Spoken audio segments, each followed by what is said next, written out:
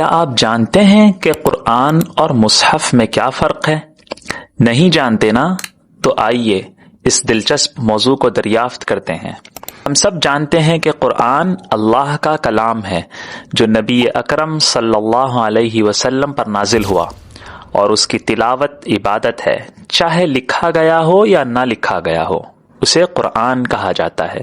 لیکن مصحف یہ قرآن کا نام نہیں ہے، بلکہ ان صفحات کا نام ہے جن میں قرآن لکھا گیا ہے۔ تصور کریں، آپ کے ہاتھ میں ایک خوبصورت کتاب ہے جس کے صفحات پر اللہ کا کلام لکھا ہوا ہے، یہ مصحف ہے۔ لیکن جب ہم اس کلام کو پڑھتے ہیں، سنتے ہیں اور اس پر غور کرتے ہیں تو یہ قرآن ہے۔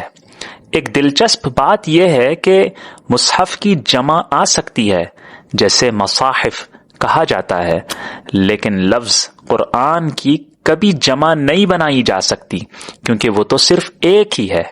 کیا آپ کو یہ فرق معلوم تھا؟ اگر نہیں تو اب آپ جان گئے ہیں۔ کیا آپ کے دوستوں یا جاننے والوں کو بھی یہ معلوم ہے؟ ان کے ساتھ یہ معلومات شیئر کریں اور دیکھیں کہ وہ کیا کہتے ہیں، بلکہ ان سے بھی پوچھئے کہ